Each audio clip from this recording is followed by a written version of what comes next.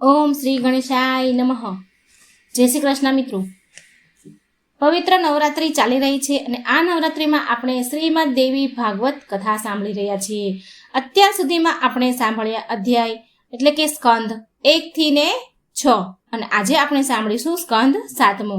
તો મિત્રો પૂરા ધ્યાનથી મનથી આ દેવી ભાગવત સાંભળજો, બીજાને પણ સંભળાવજો, જેથી આપણને પુણ્ય ફળ મળે, માના આશીર્વાદ પ્રદાન થાય. પૂરા શ્રદ્ધા ભક્તિ ભાવથી સાંભળો. યા દેવી સર્વભૂતેષુ માનવ દુર્ગા રૂપેણ સંસ્થિતા નમસ્તશ્યે નમસ્તશ્યે નમસ્તશ્યે નમો નમઃ. જય મા ભવાની, જય મા અંબે. સ્કંદ 7મો. વ્યાસજીને જન્મેજયે સૃષ્ટિ વિશે પ્રશ્ન કર્યો. સૂતજી કહેવા લાગ્યા, તપસ્વીઓ, આ દિવ્ય કથાને સાંભળ્યા પછી પરીક્ષિત નંદન રાજા જન્મેજયને પ્રસન્નતાપૂર્વક પુનઃ વ્યાસજીને પૂછ્યું, સ્વામી, સૂર્યવંશી રાજાનો વંશ અને તેનું અદ્ભુત વર્ણન અને ચંદ્રવંશી રાજાઓનું વર્ણન સાંભળવા હું ઈચ્છું છું. મારા સાંભળવામાં આવ્યું છે કે તે બધા રાજાઓમાં ભગવતી દેવીના ઉપાસકો હતા. વ્યાસજી કહે છે, યુગરાજ, સૂર્યવંશ, ચંદ્રવંશ તેમજ અન્ય વંશોની કથાઓથી સંબંધ રાખનારી કથાઓનું હું વર્ણન કરું છું, તે તમે સાંભળો. જ્યારે 4 મુખવાળા બ્રહ્માજી ભગવાન વિષ્ણુની નાભી કમળમાંથી ઉત્પન્ન થયા પછી તેમણે ઘણી મુશ્કેલીથી સાક્ષાત્કાર આપનારા એવા મહાદેવી ભગવતી જગદંબાની ઉપાસના કરી દેવી પ્રસન્ન થયા. બ્રહ્માજીને વરદાન આપ્યું અને તેથી તેઓ સૃષ્ટિ રચનાનું કાર્ય સંપન્ન કરવાને માટે સમર્થ બન્યા. પરંતુ સૃષ્ટિનો વિસ્તાર કરવો તે તેમની શક્તિ બહારની વાત હતી. આથી તેમણે 7 માનસપુત્રો ઉત્પન્ન કર્યા. મરીચી, અંગીરા, અત્રિ, વશિષ્ઠ, પુલગ, કતુ અને પુલત્સ્ય. આ તેમના પુત્રોના નામો પ્રસિદ્ધ થયા. બ્રહ્માજીના ક્રોધથી રુદ્રનું અને ગોદથી નારદજીનું પ્રાગટ્ય થયું. અંગૂઠેથી દક્ષ પ્રજાપતિ તથા એવા જ સનકાદિક માનસ પુત્રો થયા અને બધા હાથમાં અંગૂઠામાંથી દક્ષની સુંદર અંગોવાળી પત્ની પ્રગટ થઈ.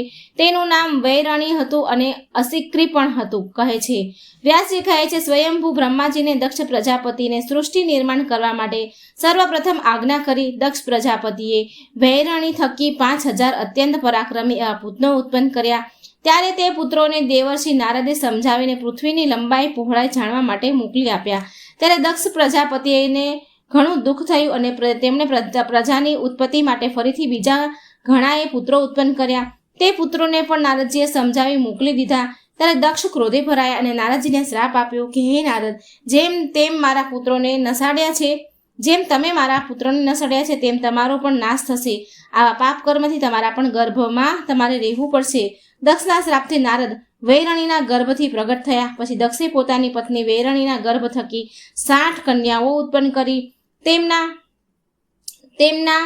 તેમાંની 13 કન્યાઓ કશ્યપજી સાથે વિવાહ કર્યા. 10 ધર્મને, 27 ચંદ્રને, ભૃગુને 2, ચરિષ્ઠને તથા કુશ્વાસની પત્ની થઈ. 2 કન્યા અંગીરાને આપી. આ બધી કન્યાઓના પુત્ર પૌત્રો આ દેવ અને દાનવો છે. હે બ્રાહ્મણ, માનસ પુત્રોમાં સર્વપ્રથમ મરીચીના પુત્ર કશ્યપજી. દક્ષની 13 પુત્રીઓ આ કશ્યપજીની પત્નીઓ થઈ. તેમનાથી દેવ, દાનવો, યક્ષો, સર્વો, પશુ, પક્ષી ઉત્પન્ન થયા. એટલે કશ્યપની સૃષ્ટિ કહેવાય. દેવોમાં શ્રેષ્ઠ અને સૂર્યને વિવસ્ન નામથી પણ ઓળખાય છે. તેમના પુત્ર વૈવત્સ મનુને જગતનું શાસન સોંપાયું. આ વૈવત્સ મનુથી સૂર્યવંશ વૃદ્ધિ કરવાવાળા ઈક્ષ્વાકુ તેમજ બીજા નવા પુત્રો થયા. તે બધા પુત્રો મનુપુત્રો કહેવાયા. એમાં જે સૌથી મોટા ઈક્ષ્વાકુ હતા તેમને 100 પુત્ર થયા. સર્યાતીના પુત્ર આનર્થ થયા. સર્યાતીને સુકન્યા નામની સુંદર પુત્રી હતી. તે સુકન્યાના વિવાહ નેત્રહીન ચ્યવન મુનિ સાથે કર્યા હતા.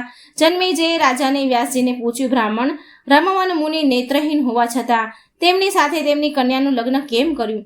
વ્યાસજી કહે છે, એક પવિત્ર એવા સ્થાને જ્યારે ચ્યવન ઋષિ તપ કરતા હતા તે સમયે તેમણે જળનો ત્યાગ કર્યો અને ભગવતી મહાદેવી જગદંબાનું ધ્યાન તપ કરવા લાગ્યા. અને ઘણો સમય થતાં તેના શરીરે વેલા વીંટળાઈ વળ્યા અને ઉદય એ તેમના શરીરે ચડી રાફડો બનાવ્યો હતો.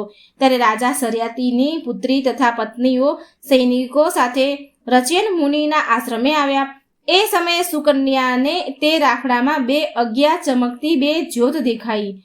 કુતૂહલવશ તેને એ શું છે તે જાણવા છિદ્રોમાં સળી ખોસી. આથી મુનિના નેત્રો ફૂટી ગયા. આવી દેવ પ્રેરિત ઘટના બની.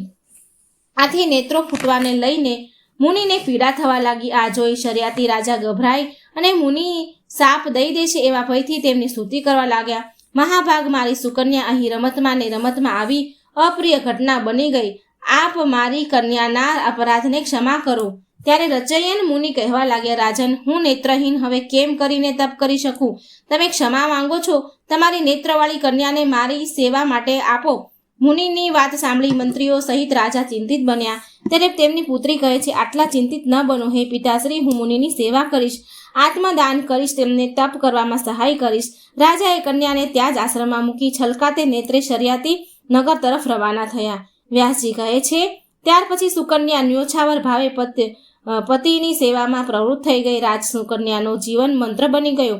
એક સમયની વાત છે, સૂર્યપુત્રોએ મુનિના આશ્રમે આવી જોયું તો સુકન્યા પવિત્ર જળથી સ્નાન કરીને આશ્રમે આવતી હતી. તેને જોઈને અશ્વિની કુમાર તેની પાસે ગયા અને પૂછવા લાગ્યા, ધર્મિણી, તમારા પિતાશ્રીએ આ નેત્રહીન મુનિ સાથે તમારો વિવાહ શા માટે કર્યો? તું તો આ મુનિને યોગ્ય નથી, કારણ તારામાં શુભ લક્ષણો છે. ત્યારે સુકન્યા કહેવા લાગી કે હે સૂર્યપુત્ર, હું પતિવ્રતા ધર્મનું પાલન કરનારી સતી છું. એટલે તમે જે મારા માટે વાત કરો છો તે તમારે કરવી ન જોઈએ. તમે અહીંયાથી જતા રહો, નહીંતર હું તમને શ્રાપ આપીશ. વ્યાસજી કહેવા લાગ્યા, અશ્વિની કુમારો સુકન્યાના કહેવાથી કહે છે, કલ્યાણી, તારા ધર્મનું પાલન કરવાના દ્રઢ નિર્ણયથી અમારું હૃદય દ્રવિત થયું. અમે તો દેવતાઓના વૈર્ય છીએ અને તમારા પતિને નવ યુવાન બનાવવા સમર્થ છીએ. સુકન્યાએ ચ્યવન મુનિને વાત કરી. મુનિ આમે નેત્રધારી તેમજ સુંદર બની જવાની ઈચ્છા તો મુનિને આમે નેત્રધારી તેમજ સુંદર બની જવાની ઈચ્છા તો હતી જ. તેથી અશ્વિની કુમારો કહે છે એ પ્રમાણે જળમાં પ્રવેશ કર્યો. એટલે અશ્વિની કુમારો પણ એ જળમાં પ્રવેશ્યા અને જ્યારે તેઓ ત્રણે જળમાંથી બહાર આવ્યા તો ત્રણેય એક સ્વરૂપ સુકન્યાને દેખાઈ અને તે ત્રણેય સાથે બોલ્યા, હે વર્ણિની ભદ્રે, અમારા ત્રણમાંથી તમે જેને ઈચ્છો તેને તમારો પતિ બનાવો. ત્રણેયને એક સમાન જોઈ સુકન્યા ગભરાઈ અસમંજસમાં પડી ગઈ. વિચારવા લાગી કે મારા પતિ કોણ હશે આ ત્રણમાં? પરંતુ તરત જ સુકન્યાએ જગદંબા ભગવતીને પ્રાર્થના કરી ધ્યાન કરવા લાગી. વ્યાસજી કહેવા લાગ્યા, આમ સુકન્યાએ દેવીની પ્રાર્થના સ્તુતિ કરી ત્યારે દેવીએ તેના ઉપર કૃપા કરી તેના હૃદયમાં સુખ ઉત્પન્ન થાય તેવું જ્ઞાન આપ્યું અને દેવી પ્રતાપે સુકન્યા પોતાના પતિને ઓળખી ગયાથી અશ્વિની કુમાર પ્રસન્ન થયા. ત્યારે ચ્યવન મુનિએ તેમને વચન આપ્યું કે જ્યારે રાજા શર્યાતી યજ્ઞ કરાવશે તેમાં તમને સોમરસ પીવડાવીશ. શર્યાતીએ સમય જતાં મહાયજ્ઞ કર્યો ત્યારે તેઓએ અશ્વિની કુમારીને સોમરસ આપવા લાગ્યા. આ જોઈને ઇન્દ્રે ક્રોધાયમાન થયા અને પોતાના વ્રજથી ચ્યવન મુનિ ઉપર પ્રહાર કર્યો. મુનિએ તપોબળથી કૃત્ય નામનો ભયંકર પુરુષ ઉત્પન્ન કર્યો. કૃત્યા ઇન્દ્રને ગળી જવા દોડ્યો. ત્યારે ઇન્દ્ર બૃહસ્પતિના ચરણે ગયા. બૃહસ્પતિએ ચ્યવન મુનિની ક્ષમા પ્રાર્થના કરવાની ઇન્દ્રને સલાહ આપી. ઇન્દ્ર મુનિ પાસે ગયા અને ક્ષમા પ્રાર્થના કરી કહ્યું, હવે અશ્વિની કુમારોને સોમરસ પીવાનો અધિકાર પ્રાપ્ત થાય છે. ત્યારે મુનિઓ ક્રોધ શાંત થયો. પદ નામના એ દૈત્યને મુનિએ કહ્યું, તું શાંત થા અને જ્યાં જુગાર, સ્ત્રી તથા મદિરા પાન થતું હોય, ત્યાં હિંસા હોય એ સ્થાનોમાં નિવાસ કર. ત્યાર પછી મુનિએ શયાતી રાજાના યજ્ઞની પૂર્ણાહતિ કરી. ત્યાર પછી રાજા શર્યાતી પોતાના રાજ્યમાં ગયા. આ શર્યાતીના પુત્ર આનર્થ થયા. આનર્થના રેવત પુત્ર થયા. આ રેવત રાજાઓ સમુદ્રની મવ્યમાં કુશસ્થલી નામનું નગર બનાવ્યું. આ રેવતને 100 પુત્ર થયા અને સૌથી જ્યેષ્ઠ પુત્રને એક પુત્રી ઉત્પન્ન થઈ. તેનું નામ રેવતી. પુત્રી સુંદર અને સુલક્ષણી હતું. પોતાની પુત્રીને યોગ્ય વર મળે તેમ વિચારી રાજ કકુદનની રેવત પર્વત ઉપર રાજ્ય કરતા હોવાથી રાજા રેવત કહેવાતા. તેઓ બ્રહ્માજી પાસે ગયા અને કહેવા લાગ્યા, હે દેવેશ, આમ મને મારી આ પુત્રી માટે યોગ્ય વર બતાવવાની કૃપા કરો. હું કોની સાથે મારી પુત્રીનો વિવાહ કરું? મેં કેટલાય રાજકુમારીને જોયા, પરંતુ મને મારી પુત્રી માટે યોગ્ય નથી લાગ્યા. આમ મને એવા રાજકુમાર બતાવો જે દાસી હોય, ધર્માત્મા હોય, કુલીન હોય, ઉદાસી હોય, બળવાન પરાક્રમી હોય, આવા બધા શુભ લક્ષણોથી સંપન્ન હોય. રાજાનું કહેવું સાંભળી બ્રહ્માજી હસીને કહેવા લાગ્યા, રાજન, કાળની ગણના મુજબ અત્યારે તમામ રાજકુમારો પામ્યા છે. તે વચ્ચેનો લાંબો કાળ વ્યતીત થઈ ગયેલો છે અને ત્યાં તે નગરી પણ નથી. ત્યાં હવે મથુરા નામની નગરી છે. ત્યાં રાજાનું નામ ઉગ્રસેન છે. યથાતિ કુળમાં મથુરા નામની નગરી છે. યથાતિ કુળમાં તેમનો જન્મ થયો છે.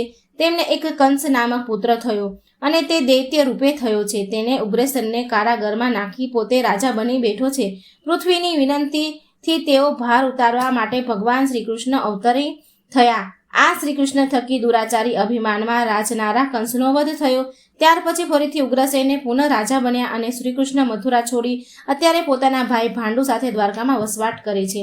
તેમના મોટા ભાઈ બલરામજી, જે શેષ નારાયણનો અવતાર છે, તે અત્યારે તમારી પુત્રી રેવતી માટે યોગ્ય છે. તમે વિધિ પૂર્વક બલભદ્રની સાથે તેમના વિવાહ કરો.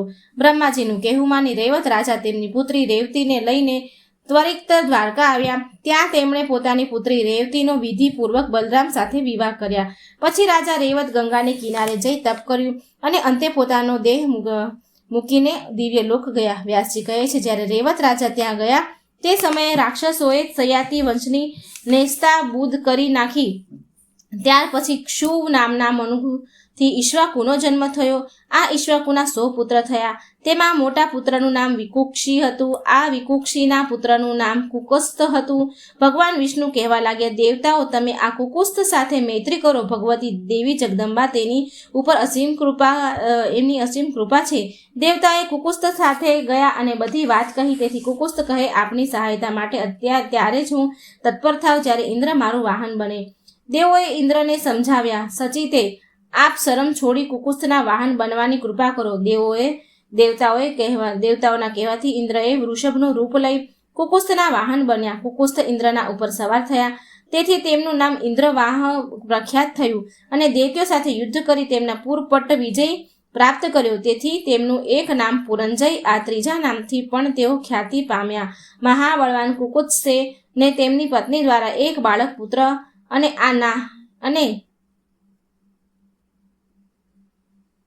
એક બળવાન પુત્ર અને નામે થયો. આ એમના પુત્ર પૃથુ થયા. એ પૃથુના જે પુત્ર થયા તે વિશ્વની થયા અને તેમના પુત્ર ચંદ્રનો જન્મ થયો. આ ચંદ્રનો પુત્ર યુવાન થયો. આ યુવાનસ્વના પુત્ર સાવંત થયા. આ સાવંતના પુત્ર બૃહદસ્વ થયા. બૃહદસ્વથી કૌલાસ્વનો જન્મ થયો. આ કૌલાસ્વએ ધુંધુ નામના દૈત્યનો સંહાર કર્યો. ત્યારથી તેઓ ધુંધુમાર નામે ખ્યાતિ પામ્યા. આ કુલવાસ્વના પુત્ર દ્રઢાવસ્વ થયા, જેઓથી પૃથ્વીની ભલી ભાંતિ રક્ષા કરી હતી. દ્રઢસ્વાના હર્ષવ્ય થયા. હર્ષવ્યના પુત્રને નિકુંભ્ય કહે છે. નિકુંભના પુત્ર બહુર્ણાસ્વ અને એમના પુત્ર કુશાસ્વ થયા. તેમનાથી બળવાન પુત્ર પ્રસેનજીત થયા. આ પ્રસેનજીતના પરાક્રમી પુત્ર યૌવાનાસ્વ નામથી પ્રસિદ્ધ છે અને આ યૌવાનાસ્વથી મહાન રાજા માંધાતા ઉત્પન્ન થયા. તેઓ તેમની માતાના ગર્ભ થકી પિતાના પેટમાંથી જન્મ્યા હતા. રાજા જન્મે પૂછ્યું, મહાભાગ, કલ્પનામાં પણ વિશ્વાસ ન થાય તેવી વાત આપે કહી કે રાજા માંધાતાનો જન્મ તેમના પિતાથી થયો. વ્યાસજી કહે છે, રાજન, રાજા યૌવનવસ્વને 100 રાણી હતી, તેમ છતાં તેમને કોઈ પુત્ર ન હતો. તેથી બ્રાહ્મણોએ રાજા પાસે યજ્ઞ કરાવ્યો, જેના મુખ્ય દેવ ઇન્દ્ર હતા. યજ્ઞ વિધિ પ્રમાણે રાજા પાસે એક જળ ભરેલો કળશ મુકાવી તે કળશને અભિમંત્રિત કરી મૂક્યો. રાત્રિના સમયે ખૂબ જ તરસ લાગવાથી યૌવાનસ્વ રાજા યજ્ઞશાળામાં ગયા અને પેલા મંત્રિત કળશમાંનું પાણી રાણીઓ માટે હતું તે પોતે પી ગયા અને મંત્રના પ્રભાવે તેમને ગર્ભ રહ્યો. ગર્ભધારણનો સમય પૂર્ણ થતાં રાજાનું પેટ ચીરીને પુત્ર બહાર કાઢ્યો. એમ માંધાતાની ઉત્પત્તિ થઈ. સત્યવ્રતનું ત્રિશંકુ નામ થવાનું કારણ અને તેની શ્રાપ મુક્તિ. વ્યાસજી કહે છે, રાજન, મહારાજા માંધાતા સત્યનિષ્ઠ ચક્રવર્તી નરેશ થયા અને આખે ભૂમંડળ ઉપર તેમની વિજય પતાકા લહેરવા લાગી. આ માંધાતાને વિંદુમતી નામની 2 પત્ની હતી. તેને 2 પુત્ર થયા. એકનું નામ પુરુકુત્સ અને બીજાનું નામ કુસુકુંદ હતું. પુરુકુત્સના પુત્ર ચરણ્ય થયા. ચરણ્યના બૃહદશ થયા. બૃહસ્વના પુત્ર દુર્ધસ્વ થયા અને હર્ષવસના ત્રિધન્વા અને ત્રિધન્વાના પુત્ર ચરણ્ય થયા. આ ચરણ ગુણના પુત્ર સત્યવ્રત નામથી ખ્યાતિ પામ્યા. આ સત્યવ્રત સ્વેચ્છાચારી, મૂર્ખ, કામી અને ખૂબ જ લોભી હતો. તેના એક અપરાધને કારણે તેના પિતાએ તેને ઘરમાંથી કાઢી મૂક્યો હતો અને તેને વશિષ્ઠજીનો અપરાધ કર્યો. તેથી મુનિએ તેને શાપ આપ્યો કે તું સમગ્ર ભૂમંડળમાં ત્રિશંકુ નામથી ઓળખાઈશ. તું પિચાસ બની જા. હે રાજન, આમ વશિષ્ઠજીએ શ્રાપ આપ્યાથી સત્યવ્રતે કઠોર તપ કર્યું. પરમ કલ્યાણ રૂપિણી પ્રકૃતિમય ભગવતી જગદંબાનું ધ્યાન તપ કરતા કરતા મંત્ર જાપ કરવા લાગ્યો. શાપને કારણે સત્યવ્રતમાં તમામ પિચાચિક ગુણો આવી ગયા. વ્યાસજી કહે છે, એક સમયની વાત છે. સત્યવ્રત નવાક્ષર મંત્રનો જાપ પૂર્ણ કરી હવન કરવાની ઈચ્છાથી બ્રાહ્મણો પાસે જઈ પોતાની ઈચ્છા પ્રગટ કરી. ત્યારે બ્રાહ્મણો કહે છે, તમારા ગુરુદેવ તમને શ્રાપ આપ્યો છે અને અત્યારે તમારામાં પૂર્ણપણે પિચાસિક આવી ગયું છે, પિચાસના ગુણો છે, માટે તમારો વેદોમાં અધિકાર નથી રહ્યો. એટલા કારણે તમે યજ્ઞ નથી કરી શકતા, કારણ કે પૈસા ચીકતા હોવાથી પ્રાણી જગતમાં સંપૂર્ણપણે નિત્ય ગણાય છે. બ્રાહ્મણોની વાત સાંભળી સત્યવ્રતને અત્યંત દુઃખ થયું. વિચારવા લાગ્યો, મારા જીવનને ધિક્કાર છે. હવે વનમાં રહીને મારે શું કરવું? પિતાજીએ મને ઘરમાંથી કાઢી મૂક્યો. ગુરુદેવ મને શ્રાપ આપ્યો. રાજ્ય ઉપર મારો કોઈ અધિકાર નથી. આમ વિચારી સત્યવ્રત જંગલમાંથી લાકડા ભેગા કરી ચિતા બનાવી સળગાવી અને પોતે તેમાં કૂદવા માટે તૈયાર થયા. ભગવતીનું સ્મરણ કરી તે જ્યાં ચિતામાં પડવા જાય છે ત્યાં જ ભગવતી અંબા આકાશમાં પ્રગટ થઈ ધીર ગંભીર વાણીથી કહેવા લાગે, સત્યવ્રત શાંત થઈ જાઓ. તારા પિતા અને રાજ્ય સોંપી વનમાં ચાલ્યા જવાના છે. એટલા માટે રાજન ખેદ ન કરો.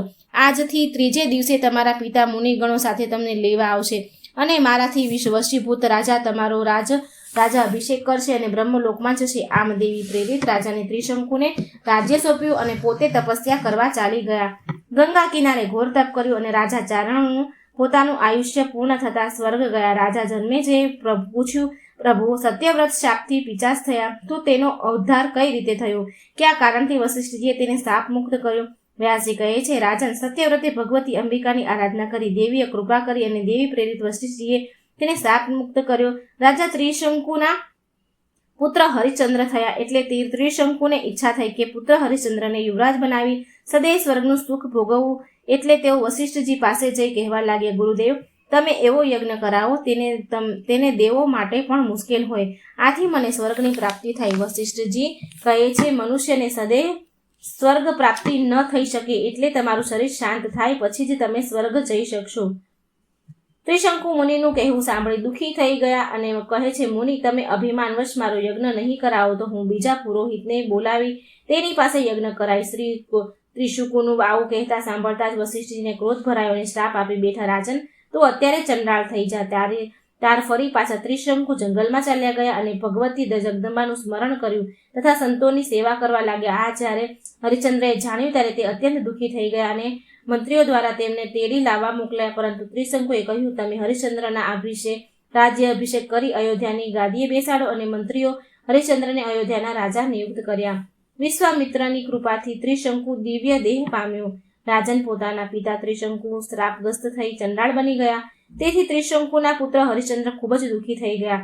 ત્રિશંકુના પિશાચ થવાથી રાજા હરિશ્ચંદ્ર પણ પિતાની આવી દયનીય દશા ઉપર મનમાં વિચાર કરવા લાગ્યા હતા.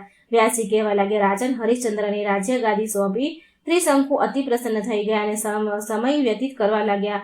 આમ થોડા સમય વીત્યો ત્યારે વિશ્વામિત્રજી તપસ્યા કરે છે પોતાના સ્થાને આવ્યા અને તેમણે જોયું કે પરિવાર, પત્ની, પુત્રો સુખી છે. ત્યારે તેમને ખૂબ જ આનંદ થયો. પતિનું સ્વાગત કરવા વિશ્વામિત્રની પત્ની જ્યારે તેમની સામે આવ્યા ત્યારે મુનિએ પૂછ્યું, સુલોચના, આવો ઘોર દુકાળમાં તમે આવો દુઃખદાયી સમય કેવી રીતે વિતાવ્યો? ત્યારે તેમની પત્ની બોલ્યા, મુનિવર, આપના ગયા પછી ભયંકર દુષ્કાળ પડ્યો, પરંતુ એવા દુઃખદાયી સમયે રાજશ્રી સત્યવ્રતે મારા પુત્રોનું ભલી ભાંતિ ભરણ પોષણ કર્યું. હે કૌશિક, મારા કારણે જ વશિષ્ઠજીએ ક્રોધ કરી તેમને ત્રિશંકુ થઈ જવાનો શ્રાપ આપ્યો અને સત્યવ્રત ચંડાળ થઈ ગયા. એટલે આપ હવે તપસ્યા કરીને આવ્યા છો તો તમારા તપોબળે અથવા બળે કરીને ગમે તે કરીને તમારે કોઈ પણ ઉપાય રાજાની રક્ષા કરવી જોઈએ અને એ આપનું પરમ કર્તવ્ય છે. વિશ્વામિત્રજી પોતાની પત્નીની વાત સાંભળી ત્રિશંકુ ઉપર ઘણા પ્રસન્ન થયા અને વિશ્વામિત્રજી પોતાની ભાર્યાને કહેવા લાગ્યા, હે કમલલોચની, જેણે દુકાળમાં તમારી આવી મદદ કરી ઉપકાર કર્યા એવા એ નરેશને હું શ્રાપથી અવશ્ય મુક્ત કરીશ. રાજન, મુનિવર કૌશિક પરમાર્થના તત્વને સારી રીતે જાણતા હતા. તેને તુરત જ ત્રિશંકુ જ્યાંને દિન ભાવે બેઠા હતા ત્યાં જઈ વિશ્વામિત્રજી કહેવા લાગ્યા, રાજન, તમે દુકાળમાં મારી પત્ની પુત્રોનું ભરણ પોષણ કર્યું. તમારે મારા લીધે વશિષ્ઠજીએ તમને શ્રાપ આપ્યો, પરંતુ હું તમને શ્રાપ મુક્ત કરીશ. આમ કહીને મુનિ હથેળીમાં જળની અંજલિ ભરી ગાયત્રી મંત્ર જાપનો પુણ્યનો સંકલ્પ કરી ત્રિશંકુ ઉપર જળ છાટ્યું અને ત્રિશંકુ કહેવા લાગ્યા, રાજન, તમે હવે તમારી ઈચ્છાથી સ્વર્ગ જઈ શકો છો. અને મુનિના પુણ્ય ભાવે ત્રિશંકુ તરત જ સ્વર્ગ તરફ જવા ઉડ્યા. તે સમયે તેમનું ચંડાળ રૂપ જોઈ ઇન્દ્ર તેમને સ્વર્ગમાં આવતા રોકી કહેવા લાગ્યા, અરે ચંડાળ, તું દેવોના સ્વર્ગમાં ક્યાં આવવા લાગ્યો? જા, પાછો પૃથ્વીલોકમાં ચાલ્યો જા. અને ત્રિશંકુ ઇન્દ્રના બોલે નીચે પડવા લાગ્યો. ત્યારે તેઓ આર્તનાદ કરતા બૂમો પાડવા લાગ્યા. ત્યારે પોતાના તપોબળે વિશ્વામિત્રએ ત્રિશંકુને અર્ધ માર્ગે જ રોકી લીધા અને કહ્યું, ઇન્દ્રની આવી હરકત હું તમારા માટે બીજા સ્વર્ગની રચના કરીશ. આમ કહી મુનિએ હાથમાં જળાંજલિ લઈ આચમન કર્યું. ઇન્દ્રને ખબર પડતા જ તે મુનિ પાસે આવ્યો અને કહેવા લાગ્યો, મુનિવર, આપ નવા સ્વર્ગની રચના ન કરો, આપ આજ્ઞા કરો. આપના માટે આપનું કર્યું કાર્ય મારે સિદ્ધ કરવાનું છે. વિશ્વામિત્રજી કહે છે, ઇન્દ્ર, ત્રિશંકુને તમે સ્વર્ગમાંથી નીચે ધરતી ઉપર આવવાનો આદેશ કર્યો, તે નીચે આવે છે, માટે કરીને તમે પ્રેમથી તેને સ્વર્ગમાં લઈ જાઓ. વિશ્વામિત્રનું કહેવું સાંભળી ઇન્દ્રએ તે જ સમયે ત્રિશંકુને દિવ્ય દેહધારી બનાવી વિમાનમાં બેસાડી પોતે જાતે તેને સ્વર્ગમાં લઈ ગયા. ઇન્દ્રની ઈચ્છાથી વિશ્વામિત્ર દ્વારા રાજા હરિશ્ચંદ્રની કસોટી. વિશ્વામિત્રજીની કૃપા વડે રાજા ત્રિશંકુ સ્વર્ગ ગયા. ત્યારે તેમના પુત્ર હરિશ્ચંદ્રને રાજ્ય ગાદી સોંપી. રાજાને ખબર પડી કે પિતાજી સ્વર્ગ ગયા. આથી ઘણી ખુશી થઈ તેને. આ રાજા હરિશ્ચંદ્ર ધર્મપ્રેમી, પ્રજાવત્સલ અને સત્યભાષી હતા. તેઓ સત્યવાદી હરિશ્ચંદ્ર કહેવાયા. વ્યાસજી કહે છે, રાજન, એકવાર વશિષ્ઠજીને રાજાએ દુષ્ટ હૃદયે કહ્યું, મુનિવર, સંતાન ના હોવાને કારણે હું અત્યંત દુઃખી છું. આપ કૃપા કરી મને સંતાન પ્રાપ્ત થાય એવો ઉપાય બતાવો. વશિષ્ઠજીએ હરિશ્ચંદ્ર રાજાની વાત સાંભળી કહ્યું, રાજન, તમે વરુણદેવના ઉપાસના કરો. વરુણદેવ જેવા દેવ તરત જ વરદાન આપવા પુત્ર પ્રાપ્ત કરવાનું જલ્દી તૈયાર નથી થતા. માટે કરીને તમે વરુણદેવની આરાધના કરો. મનુષ્યએ પ્રારબ્ધ અને પુરુષાર્થ બંને વડે કર્મ ધર્મ કરવા જોઈએ અને પ્રગતિ અને પુરુષાર્થ બંને વડે ધર્મ કર્મ કરવા જોઈએ અને પ્રગતિ કરવાથી જ તેનું કાર્ય સિદ્ધ થાય છે. એમાં કોઈ સંદેહ નથી. વશિષ્ઠજીની વાત સાંભળી રાજાએ વરુણદેવનું તપ કર્યું. તેથી વરુણદેવ પ્રસન્ન થયા અને વરદાન માંગવા કહ્યું. ત્યારે રાજા હરિશ્ચંદ્ર કહે છે, માટે મારે કોઈ સંતાન નથી. આપ મને પુત્ર આપવાની કૃપા કરો. મેં ત્રણેય ઋણમાંથી મુક્ત થવા માટે તપ કર્યું છે. એટલે વરુણદેવે તેમને પુત્ર પ્રાપ્ત કરાવી આ પુત્રનું નામ રોહિત એવું રાખ્યું. તેથી રાજા રાણી તારામતી અત્યંત ખુશ થઈ ગયા. રાજા હરિશ્ચંદ્રનું ધર્મ, પ્રેમ, પ્રજા વત્સલ, રાજા ધર્મ અને સત્યવાદી તથા આવા ઘણા ગુણોનું વર્ણન નારદજીએ ઇન્દ્ર સભામાં કર્યું. ત્યારે ઇન્દ્રએ હરિશ્ચંદ્રની પરીક્ષા કરવા વિશ્વામિત્રજીને મોકલ્યા. વિશ્વામિત્રજી હરિશ્ચંદ્રની રાજ્ય સભામાં આવ્યા. વિશ્વામિત્રજીને આવેલા જાણી રાજા અને તમામ સભાપદો ઊભા થઈ તેમને પ્રણામ કર્યા. રાજા હરિશ્ચંદ્રએ ભલી ભાંતિ સ્વાગત કર્યું. પૂજન અર્ચન કરી તેમની સામે ઊભા રહ્યા. ત્યારે વિશ્વામિત્રજી ઘણા પ્રસન્ન થયા અને કહેવા લાગ્યા, રાજન, તમારી સેવાથી હું ઘણો પ્રસન્ન છું. તમે તો સત્યવાદી છો, તેમજ દાનેશ્વરી પણ છો. તમારી પ્રસન્નતા નારદજીએ ઇન્દ્રસભામાં કરી, તેથી પ્રેરાઈને હું અહીં આવ્યો છું. મુનિવર, આપ શું ઈચ્છી રહ્યા છો તે જણાવો. હું અવશ્ય તે પ્રમાણે કરીશ. ત્યારે વિશ્વામિત્રજી કહે છે, રાજન, તમે જો આપવા માંગતા જ હોય તો તમારું રાજ્ય અને ધન સંપત્તિ મને દાન કરો. રાજા હરિશ્ચંદ્રએ રાજી ખુશીથી વિશ્વામિત્રજીને તેમને કહ્યું તેમ દાન કર્યું. ત્યારે પણ વિશ્વામિત્રજી કહેવા લાગ્યા, રાજન, દાન કરનારે દક્ષિણા આપવી દાનને યથાર્થ કરવું જોઈએ. માટે તમે મને દક્ષિણાના રૂપે 1000 સુવર્ણ મુદ્રાઓ આપો. રાજા હરિશ્ચંદ્ર કહે છે, મુનિ, મેં તો મારું સર્વસ્વ તમને દાનમાં આપી દીધું. હવે મારી પાસે કાંઈ નથી, પરંતુ કંઈ વાંધો નહીં, આપ મને 1 માસની મુદત આપો. વિશ્વામિત્રજીએ તેમ કર્યું. સરસવાણી કર્યા પછી રાજા પત્ની તારામતી તથા પુત્ર રોહિતને લઈને સાદા વસ્ત્રો પહેરી અયોધ્યામાંથી નીકળી પડ્યા અને કાશી ક્ષેત્રમાં પહોંચી. સર્વપ્રથમ 1000 સુવર્ણ મુદ્રા એકઠી કરવા માટે એક બ્રાહ્મણને ત્યાં પોતાની રાણી તારામતીને વેચી. પુરોહિતને પણ તે બ્રાહ્મણને વેચ્યો અને પોતે પણ એક ચંડાળને ત્યાં વેચાયા. અને તેમણે ચંડાળે સ્મશાનમાં રહી જે લાશ આવે તેની પાસેથી કર લેવાનું કામ સોંપ્યું. ત્યાર પછી પોતે એક સ્મશાનમાં આવી મૃત્યુ પામેલા પુત્રને જોઈ રાજાને અત્યંત દુઃખ થયું. પરંતુ તેમ છતાં તારામતીને કહે છે, સ્મશાનના નિયમ મુજબ તમે મને કર આપો. એક કફન તમારે આપવું પડશે. તારામતી પાસે કંઈ હતું નહીં. ખૂબ વિનંતી કરી, પરંતુ હરિશ્ચંદ્ર ડગ્યા નહીં. તેમણે કફન નહીં તો અગ્નિદાન નહીં કહ્યું. ત્યારે તારામતીએ પોતાની પહેરેલી સાડીનો અડધો ભાગ ફાડી કફન રૂપે રાજાને આપ્યો. ત્યારે તો હદ થઈ ગઈ. ભગવાન શ્રી હરિ, ઇન્દ્ર, બ્રહ્મા, દેવો તથા વિશ્વામિત્ર ત્યાં આવી પહોંચ્યા. કહે છે, ધન્ય છે રાજન, તમારી સત્યપરાયણતાને, ધર્મપરાયણતાને અમને ઘણો આનંદ થયો છે. જગતમાં તમારા જેવો દાની, સત્ય, વ્રતધારી, ધર્મિષ્ઠ કોઈ પાક્યો નથી અને થશે પણ નહીં. રાજન, આ તમારી કસોટી હતી, પરીક્ષા હતી અને તમે કસોટીમાં ડગ્યા નહીં. માટે કરીને તમે હવે તમારા પત્ની અને પુત્ર સહિત સ્વર્ગ જાઓ. એમ કહી મૃત રોહિત ઉપર કૃપા દ્રષ્ટિ કરી રોહિત જીવિત થયા. રાજા અને રાણી બંને પુત્રને જીવિત થતા ખુશ થયા. ત્યારે હરિશ્ચંદ્ર કહે છે, ભગવાન, હું સ્વર્ગ કેમ કરીને જાઉં? મારા સ્વામી જ્યાં સુધી મને રજા આપે નહીં ત્યાં સુધી મારાથી જવાય નહીં. એટલે તરત જ ચંડાળ રૂપે રહેલા ધર્મરાજા કહે છે, હું જ ચંડાળ રૂપે હતો. તમારી સત્ય પ્રત્યે અડગતા જોઈ લીધી. હું તમને મુક્ત કરું છું. ત્યારે રાજા કહેવા લાગ્યા. ફરી કહે છે કે દેવતાઓ, તેમ છતાંય હું સ્વર્ગ જઈ શકું નહીં, કારણ કે મારી અવધની પ્રજાને સ્વર્ગ પ્રાપ્ત ના થાય તો તે માટે હું પ્રજાવસ્તક કેમ કહેવાઉં? પ્રજા પ્રેરિત રાજા હરિશ્ચંદ્રએ પોતાનું પુણ્ય પ્રજાને આપ્યું અને પોતાની પત્ની તારામતી પુરોહિત અને પોતાના પ્રજા સાથે રાજા હરિશ્ચંદ્ર સ્વર્ગ ગયા. સતાક્ષી દેવોની પ્રાગટ્યની કથા. રાજા જન્મેજય કહે છે, મુનિવર, આપે રાજશ્રી હરિશ્ચંદ્રની ઘણી અદ્ભુત કથા કહી સંભળાવી. હવે આપ મને એ કહો કે પરમ ધાર્મિક ધર્માત્મા રાજા હરિશ્ચંદ્રએ ભગવતી સતાક્ષીની ઉપાસના કરી હતી. તે કલ્યાણ સ્વરૂપિણી ભગવતી સતાક્ષીની પ્રાગટ્ય કથા કહો. મારું જીવન સફળ બનાવવાની કૃપા કરો. ત્યારે વ્યાસજી કહે છે, રાજન, હું હવે તમને ભગવતી સતાક્ષીના પાવન ચરિત્રનું વર્ણન કરું છું, તે સાંભળો. પૂર્વ દુર્ગમ નામના એક મહાદૈત્ય હિમાલય ઉપર જઈ 1000 વર્ષ સુધી તપ કરી બ્રહ્માજીને પ્રસન્ન કર્યા. હંસ ઉપર સવાર થઈ બ્રહ્માજી દુર્ગમને વરદાન આપવા આવ્યા. દુર્ગમે બ્રહ્માજીને પ્રાર્થના સ્તુતિ કરી. પછી કહ્યું, આમ મને બધા વેદો અને અપૂર્વ બળ આપો કે જેથી કરીને હું દેવતાઓ ઉપર વિજય મેળવું. એમ જ થાવ. એમ કહી બ્રહ્માજી પોતાના લોક ગયા. વરદાન પ્રભાવે દુર્ગમે 3 લોકમાં હાહાકાર મચાવ્યો અને બળ પ્રયોગ કરી અમરાવતી આંચકી લીધી. આ વ્રજથી પણ કઠોર શરીરવાળા દુર્ગમે દેવતાઓને યુદ્ધ કરી હરાવ્યા. એટલે તેના ભયથી દેવતાઓ ભાગ્યા અને ગુફાઓ, પર્વતના શિખરો એવી જગ્યાઓએ સંતાયા કે ભગવતી પરંબાનું ધ્યાન સ્તવન કરવા લાગ્યા. રાજન, વેદો દુર્ગમ પાસે હોય, ઋષિ મુનિનો યજ્ઞ ભાગ કરી શકતા ન હોતા. તેથી કહીને દેવોએ તેમનો ભોગ મળતો ન હતો. તેથી કરીને તેને ભોગ ન મળે. તેમાંય વરસાદ પડવો બંધ થઈ ગયો. તેથી ભયંકર દુકાળ પડ્યો.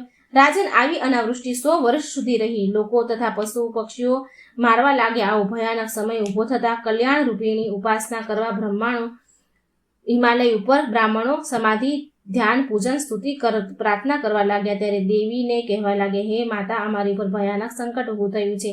આ પ્રસન્ન થાવ. ત્યારે ભગવતી દેવી પાર્વતીજીને ભુવનેશ્વરી કે મહેશ્વરી નામથી પ્રખ્યાત છે.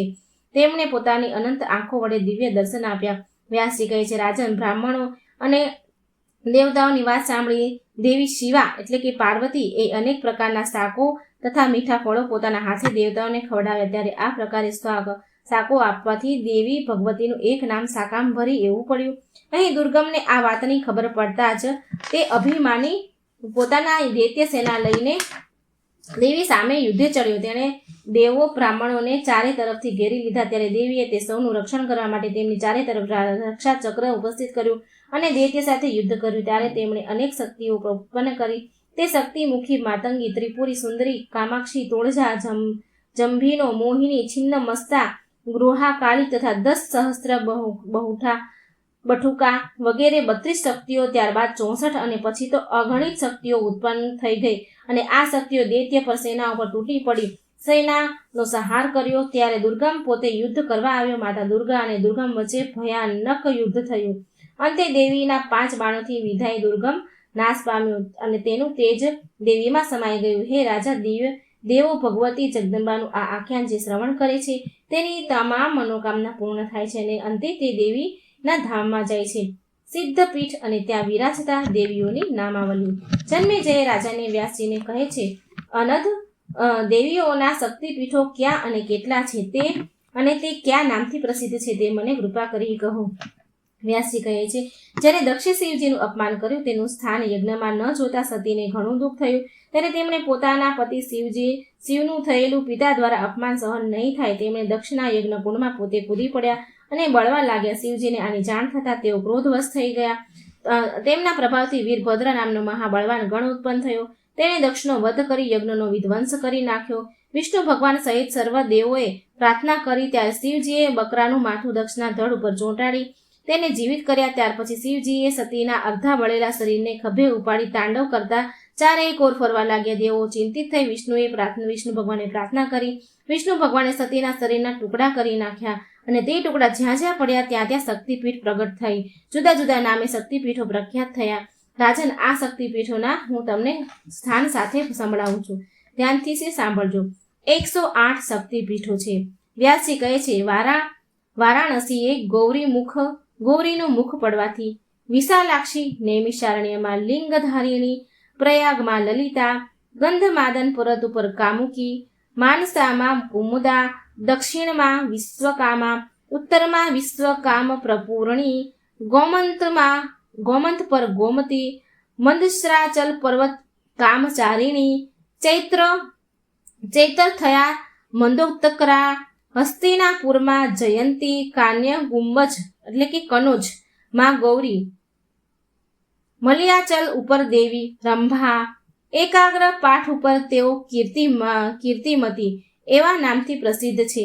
વિશ્વપીઠમાં તેઓ વિશ્વંભરી, પુષ્કરમાં પુરુહુતા, કેદાર પીઠમાં ભદ્રકર્ણિકા, સ્થાનેશ્વર પીઠમાં ભવાની, બિલ્વક પીઠમાં દેવી બિલ્વપત્રિકા, શ્રી શૈલ પર માધવી અને ભદ્રેશ્વરમાં દેવી ભદ્રા નામથી પ્રસિદ્ધ થયા. વારાહ પીઠમાં જયા, કમલાલચમાં પીઠમાં કમલા, રુદ્રકોટીમાં રુદ્રાણી તથા કાલંજરમાં તે કાલી કહેવાયા. શાલિગ્રામ પીઠમાં દેવીને મહાદેવી, શિવલિંગમાં જલપ્રિયા, મહાબિંગમાં કપિલા, માકોટમાં મુક્તેશ્વરી, માયાપુરીમાં કુમારી, સંતાન પીઠમાં લલિતાંબિકા, ગયા મંગલા પુરુષોત્તમ પીઠમાં વિમલા કહેવાયા તથા સહમ્રાક્ષમાં ઉત્પાલક્ષી કહેવાયા. હિરણ્યાક્ષમાં મયોયતલા તથા વિશાખામાં અમોધાંક્ષી, પુંડવર્ધન પીઠમાં પડેલા. સુપાક્ષમાં નારાયણી, ચિત્રકૂટમાં રુદ્રસુંદરી, વિપુલક્ષત્રમાં વિપુલા, મહાચલમાં ભગવતી કલ્યાણી, સહાદ્રી પર્વત પર એકવીરા, હરિશ્ચંદ્ર પીઠ પર ચંદ્રિકા, રામા તીર્થમાં રમણા, યમુના પીઠમાં મૃગાવતી, કોટી તીર્થમાં કોટવી, માધવ વનમાં શુભાનંદા, દેવિકા તટ પર પીઠમાં નંદિની, દ્વારકામાં રૂકમણી, વૃંદાવનમાં રાધા, મથુરામાં દેવકી, પાતાળમાં પરમેશ્વરી, ચિત્રકૂટમાં સીતા, વિંધ્યાચલ પર્વત ઉપર વિદ્યાવાસિની, કરવીરી ક્ષેત્રમાં મહાલક્ષ્મી, વિનાયક ક્ષેત્રમાં દેવી ઉમા, વૈદ્યનાથમાં આરોગ્ય, મહાકાલ પીઠમાં મહેશ્વરી, ઉષ્ણ તીર્થમાં સભાયા, વિંધ્ય પર્વત પર નિતંબા, માંડ્ય પીઠમાં માંડવી તથા માહેશ્વરપુરીમાં સ્વર્ણ નામે પ્રખ્યાત છે.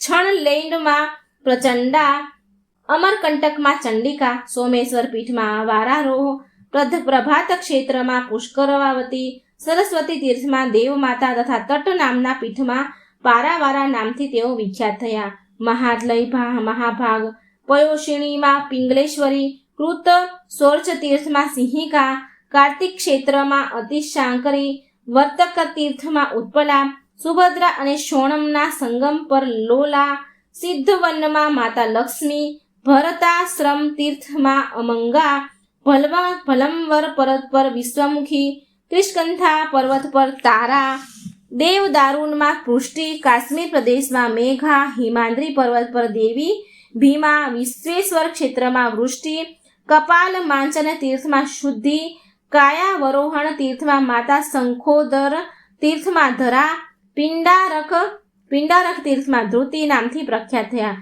ચંદ્રભાગા નદીના તટ પર કલા, અછોદા નામના તીર્થમાં શિવધારિણી, વેણા નદીના તટ પર અમૃતા, બદ્રીવનમાં ઉર્વશી, ઉત્તરોકૂટ પ્રદેશ ઔષધિ, કુશદ્વીપમાં કુશોદકા, હેમકૂટ પર્વત પર મમંથા, કુમુદવનમાં સત્યવાદિની, અશ્વતીર્થમાં વંદનિયા, વિશ્વલાણેય ક્ષેત્રમાં નિધિ, વેદવંત તીર્થમાં ગાયત્રી, ભગવાન શિવજીના સાનિધ્યમાં પાર્વતી, દેવલોકમાં ઇન્દ્રાણી, સૂર્યના બિંબમાં પ્રભા, માતૃકોમાં વૈષ્ણવી, બ્રહ્મલોકમાં સરસ્વતી, સતીઓમાં અરુંધતી તથા રમા, અપ્સરાઓમાં તિલોત્તમા.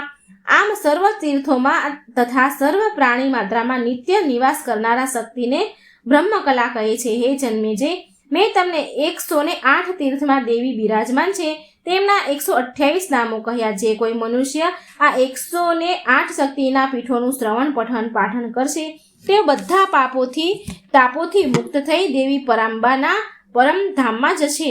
આ દેવી તીર્થોમાં જતા પહેલા વિધિ કરી પછી યાત્રા કરવી જોઈએ. મનુષ્ય આ દેવીની શક્તિપીઠોની યાત્રા વિધિપૂર્વક કરે છે તેના પિતૃઓ 1000 કલ્પો સુધી બ્રહ્મલોકને પામે છે. રાજન, આ દેવીના 108 નામનું સ્મરણ જપ કરીને અનેક મનુષ્યો સિદ્ધિ પ્રાપ્ત કરી ચૂક્યા છે. એટલે હે રાજન, બુદ્ધિમાન અને દેવી ભક્ત મનુષ્ય તેમનું અવશ્ય શ્રવણ કરે. વ્યાસજી કહે છે, રાજન, તમે મને જે કોઈ પ્રશ્ન કર્યો તેનું સર્વ પ્રકારે મેં તમને સૂક્ષ્મથી સૂક્ષ્મ સહિત રહસ્ય બતાવ્યું. હવે તમે શું સાંભળવા ઈચ્છો છો? જન્મેજયે કહ્યું, મુનિવર, આપે પહેલા કહેલું કે હિમાલયના શિખર ઉપર મહાન તેજનો આવિર્ભાવ થયો, પ્રગટ થયો. એ પ્રસંગ મને વિસ્તારપૂર્વક કહો. હિમાલયને ત્યાં દેવી પ્રગટ થયા તથા હિમાલયને દેવી દ્વારા ઉપદેશ. જન્મેજયના પૂછવાથી વ્યાસજી કહેવા લાગ્યા, રાજન, સતીનું શરીર જ્યારે યોગા અગ્નિમાં બળી ભસ્મ થયું ત્યારે શિવજીએ દેશ દેશાંતરોમાં નિરાશ થઈ ફરવા લાગ્યા અને ભગવતી જગદંબાનું સ્મરણ કરવા લાગ્યા. ત્યારે સતીની અનુપસ્થિતિમાં તારક નામનો અસુર ઉત્પન્ન થયો. તપ કરવાથી બ્રહ્માજીએ તેને વરદાન આપ્યું, શિવપુત્રના હાથે જ તારું મૃત્યુ થશે. આ સાંભળીને દેવતાઓએ દુઃખી થયા વિષ્ણુ ભગવાન પાસે ગયા અને વિષ્ણુ દેવતાઓને લઈને હિમાલય ગયા અને ત્યાં સર્વ દેવતાઓએ ભેગા મળી ઘણો સમય સુધી દેવી જગદંબાની સ્તુતિ પ્રાર્થના કરી નામ જપ કર્યા. ત્યારે દેવી પ્રસન્ન થયા, કહેવા લાગ્યા, દેવતાઓ, તમે સૌનું આવવાનું પ્રયોજન શું છે તમારા બધાનું? તે કહો, ભક્તોની અભિલાષા પૂર્ણ કરવા હું તત્પર છું. દેવતાઓ કહેવા લાગ્યા, હે પરમેશ્વરી, બ્રહ્માજીના વરદાનથી તારકાસુર નામનો અસુર અમને ત્રાસ આપે છે. આ તારકને વરદાનમાં બ્રહ્માજી એમ કહ્યું છે કે શિવજીના પુત્રના હાથે તારું મૃત્યુ થશે, પરંતુ ભગવાન શંકર તો અત્યારે વિદુર જીવન જીવી રહ્યા છે. ભગવતી અંબા કહેવા લાગ્યા, દેવતાઓ, મારી શક્તિને ગૌરી નામે પ્રસિદ્ધ કરીશ. તે હિમાલયને ત્યાં પ્રગટ થશે. માટે કરીને તમે એવો પ્રયત્ન કરો કે જેથી ભગવાન શિવ સાથે તેનો સંબંધ થાય. તે દેવી જ તમારું કાર્ય સિદ્ધ કરશે. હિમાલયનું પણ કર્તવ્ય છે કે તે ભક્તિભાવથી મારી ઉપાસના કરે. હિમાલયે પણ દેવીની વાણી સાંભળી અને તેઓના નેત્રોમાં આંસુ આવ્યા. પોતે હર્ષિત થઈ દેવીની સ્તુતિ કરી. ત્યારે દેવીએ તેમને વેદો અને ભક્તિ યોગનું જ્ઞાન આપ્યું. હિમાલય દેવીથી ઉપદેશ પામી કહેવા લાગ્યા, દેવી, આપ આપના વિરાટ સ્વરૂપના દર્શન કરાવો. વ્યાસજી કહે છે, ત્યાં ઉપસ્થિત દેવોએ પણ હિમાલયનું સામર્થ્ય કર્યું. ત્યારે ભગવતી દેવીએ વિરાટ સ્વરૂપ ધારણ કર્યું અને સૌને દર્શન આપ્યા. પરંતુ દેવતાઓએ સ્વરૂપ જોઈને ગભરાઈ ગયા અને હાહાકાર મચી ગયો અને મૂર્છિત થઈ ગયા.